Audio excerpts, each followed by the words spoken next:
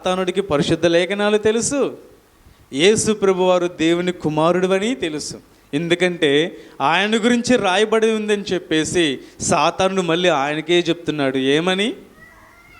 నువ్వు కింద పడకుండా దేవదూతలు వచ్చి నిన్ను ఎత్తుకుంటారని రాయబడి ఉంది కదా, రాయబడింది కదా. మన జీవితంలో నిరంతరము, అనుదినము, అనుక్షణము రాళ్ళు వచ్చి గుచ్చుకుంటూనే ఉంటాయి. అడుగేస్తే రాళ్ళు, అడుగు తీస్తే రాళ్ళు, శ్రమలు, బాధలు, ఇబ్బందులు అనేటువంటి రాళ్ళు ప్రతిసారి మనకి ఎదురు తగులుతూనే ఉంటాయి. వాటిని తట్టుకొని ఎక్కడో చోట పడిపోతూ ఉంటాం.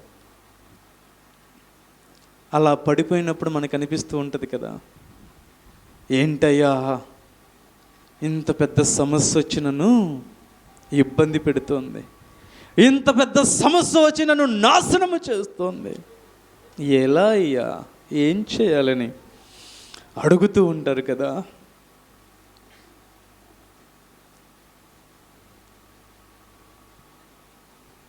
అక్కడ సాతానుడికి దేవుడైతే ఒక సమాధానం చెప్పాడు. ఏమనేది? ప్రభువైన నీ దేవుణ్ణి నీవు శోధింపవలదని రాయబడి ఉంది కదా. సాతానుడు పరిశుద్ధ లేఖనాలను తీసుకొని యేసు ప్రభు వారితో మాట్లాడుతుంటే అదే లేఖనాలు తీసుకొని దేవుడు సాతానుతో మాట్లాడుతూ ఉన్నాడు. కానీ ఎక్కడ కూడా సాతానుని దేవుడు నాశనం చేయలేదు.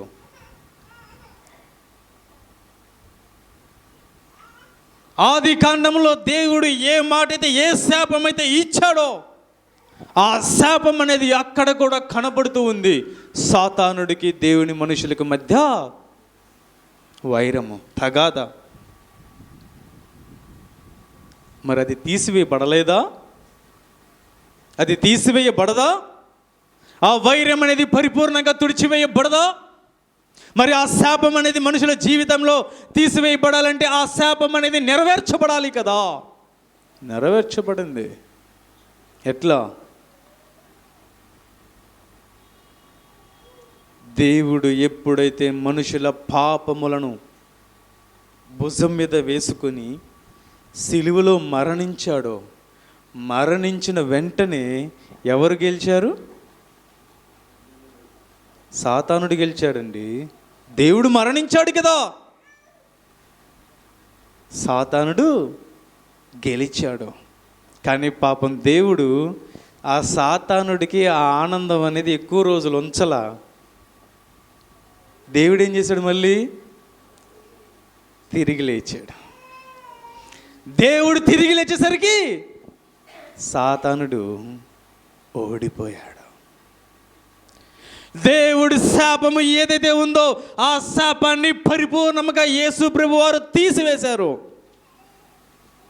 కాబట్టే ఈ రోజున మనము ఆ శాపానికి విముక్తులమయ్యాం. దేవుని స్తోత్రం, హల్లెలూయా. సాతానుడికి, స్త్రీ కుమారుడికి, స్త్రీ సంతానానికి, యొక్క సాతానుడి సంతానానికి మధ్య ఉన్నటువంటి వైరాన్ని దేవుడు పరిపూర్ణంగా తీసివేశాడు. చాలామంది అనుకోవచ్చు, అయ్యా అక్కడ ఉంది పాము కదా, సాతానుడు అంటావేంటి అని. పరిశుద్ధ లేఖనాల్లో చాలాసార్లు పాముని సాతానుడిగా, సాతానుని పాముతో పోల్చినట్లుగా మనం పరిశుద్ధ లేఖనాల్లో చూస్తూ ఉంటాం.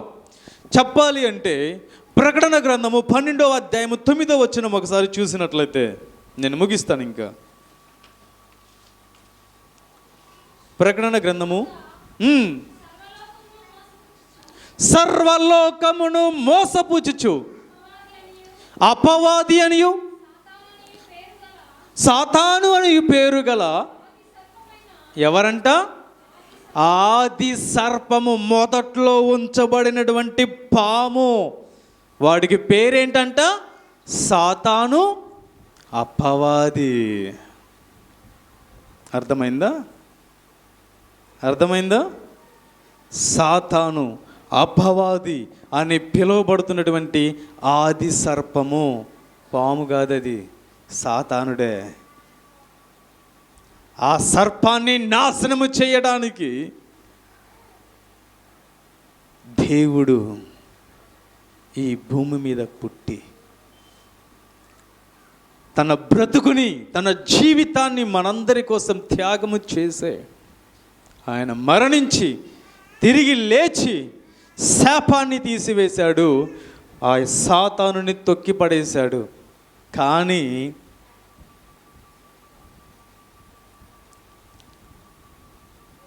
ఆ సాతానుడి అనుచరులు మనలోనే, మన మధ్య తిరుగుతూ ఉంటారు.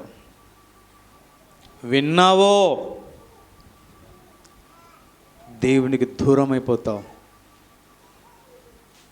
ప్రార్థించి సిద్ధపడ్డావో యేసు ప్రభు వారు చూపించిన మార్గాన సంతోషంగా బ్రతుకుతావు. ఏం చేద్దాం? అందుకే ఆ సాతానుడికి యేసు ప్రభు వారితోనే గొడవ, మిగిలిన వాళ్ళతో పనిలే, మిగిలిన ఎవరితో కూడా పనిలే. ఏ పేరు చెప్పు, వాళ్ళతో పనిలే. ఎందుకంటే శాపాన్ని తీసివేసి మనుషుల్ని కాపాడుతున్నాడు కదా. మరి ఆయన నమ్మిన మనుషులు పాపాన్ని వదిలిపెట్టి చాలా సంతోషంగా దేవుని సన్నిధిలో బ్రతుకుతున్నారు కదా. వాళ్ళతోనే సాతానుడికి పని. వాళ్ళని ఎప్పుడు నాశనం చేద్దామా, వాళ్ళ కుటుంబాలను ఎప్పుడు గలిబిలి చేద్దామా. భర్త త్రాగుతూ తిరుగుతూ చండాలంగా జీవిస్తూ ఉంటే ఆ ఇంట్లో తల్లేమో వచ్చి దేవుని సన్నిధిలో మోకరిస్తూ అడుగుతూ ఉంటుంది, ఏం చేయాలయ్యా, నా బ్రతుకు ఇంతేనా? వదిలిపెట్టమాకు, నీ దేవుణ్ణి వదిలిపెట్టమాకు, నిలబడు, దేవుని నిలబడు. ఆయన చూసుకుంటాడు, ఆయన ఖచ్చితంగా చూసుకుంటాడు. ఆయన తాట తీసిన రోజున నీ కాళ్ళ దగ్గరికే వస్తారు ఎవరైనా సరే. దానికోసం సిద్ధపడి ప్రార్థన చేయి. నీ సమస్యను జయించడానికి నీకు శక్తి కోసం ప్రార్థన చేయి. మనలో ఉన్న ప్రాబ్లం ఏంటో తెలుసా? దేవుడి దగ్గరికి వచ్చి, అయ్యా శ్రమలను జయించే శక్తి నాకు కావాలని ప్రార్థన చేస్తారు. దేవుడు శక్తిని ఇచ్చాడో లేదో చూడాలంటే శ్రమ రావాలిగా. ఆ శ్రమ నీ దగ్గరకు వస్తుంది, నువ్వు మళ్ళీ ఏం చేస్తావు? ఎందుకు వచ్చిందయ్యా అని అడుగుతావు. నీకు శక్తి కావాలని దేవుణ్ణి అడుగుతావు. దేవుడు నీకు శక్తి ఇచ్చినప్పుడే కదా నీకు సమస్య వచ్చేది. దాన్ని నువ్వు ఎదిరిస్తావు, కానీ నువ్వేం చేస్తావు? ఆ సమస్యను చూసి పారిపోతావు, మందిరానికి అస్సలే రావు. ఇప్పుడుండి నీకు కాళ్ళు నొప్పులు ఉన్నాయి, నీకు కాళ్ళు నొప్పులు ఉన్నాయి కదా అని చెప్పేసి దేవుని సన్నిధికి వచ్చి ప్రార్థన చేసావు. దేవుడు నీకు శక్తినిచ్చాడు. శక్తినిచ్చిన తర్వాత సడన్గా నీ ఎదురు కొండ కనపడింది. నీకు శక్తి ఉందో లేదో ఏం చేయాలి? కొండెక్కితే కదా తెలిసేది. దేవుడు కార్యం చేశాడో లేదో నీకు ఎలా తెలియాలి? నీకున్న సమస్యను నువ్వు ఎదిరించినప్పుడే. నీ కాళ్ళ నొప్పులు పోయినాయి, అది నీకు తెలియాలంటే నువ్వు నడవాలి. కుర్చీలో కూర్చొని నాకు తగ్గలేదన్న మాకు దిగి నడువు. నీ కాళ్ళకు పని పెట్టు, దేవుడి శక్తి అంటే నీకు తెలుస్తుంది.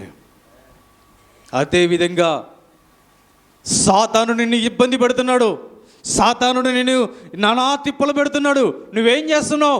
ప్రార్థన చేయి, దేవుడు నీకు శక్తినిస్తాడు. మరి నువ్వు దేవుడు శక్తినిచ్చాడన్న సంగతి నీకు ఎలా తెలియాలి? ఆ సమస్యను నువ్వు ఎదిరించినప్పుడు కదా, ఆ సమస్యను నువ్వు తట్టుకొని నిలబడగలిగినప్పుడు కదా, ఆ సమస్యలో కూడా నువ్వు దేవుడికి ప్రార్థించినప్పుడు కదా. దేవుని వదిలేయటం సమస్యకు పరిష్కారం కాదు. సమస్యలో కూడా దేవుని పట్టుకోవడమే ఆ సమస్యకు పరిష్కారం. ఆ పరిష్కారం దేవుడిస్తాడు. ఆయన పరిష్కారం ఇచ్చిన తర్వాతే సమస్యను పెడతానన్నాడు. చదువుకున్న వాక్యాన్ని చాలాసార్లు చెప్పాను కూడా. నీకు సమాధానం ఇచ్చి నీ ముందు ప్రశ్న పెడతానన్నాడు. అంటే నీకు కష్టం కంటే ముందు నీకు ఆ కష్టానికి తగిన ప్రతిఫలము చూపించి కష్టాన్ని పెడతాడు. ఆ కష్టాన్ని జయించుకుంటూ ముందుకు వస్తేనే నీకు ఆ ప్రతిఫలం కనపడేది. కష్టాన్ని చూడు, జయించు, ఎదిరించు, ముందుకు నడు, అప్పుడు దేవుడు నిన్ను ఆశీర్వదిస్తాడు. సాతాను నిన్నేం చేయలేడు, ఆడెక్కడో ఏడో ఉంటాడు, వాడిని నేను చేయలేడు. ఎందుకు తెలుసా? దేవుని శక్తి నీలో ఉంది కాబట్టి. దేవునికి స్తోత్రం, హల్లెలూయా. దేవుని శక్తి నీలో ఉంది. ఆయన బలవంతుడు, ఆయన గొప్పవాడు కాబట్టి ధైర్యంగా నడు. ప్రతి సమస్యను నువ్వు శక్తితో ఎదిరించు. నీకు శక్తి కావాలా? ప్రార్థించే, ఆయన ఇస్తాడు. అటువంటి గొప్ప దేవుణ్ణి ఆరాధిస్తూ పూజిస్తున్న మనమందరము కూడా దిగులు లేకుండా, భయపడకుండా, సాతానుతో వైరమా, పర్లేదు చూసుకుందాం వాడేం చేస్తాడో, ఎందుకంటే నా దేవుడు గొప్పవాడని నమ్ముతూ ముందుకు సాగుదాం. ఈ మాటలు దేవుడి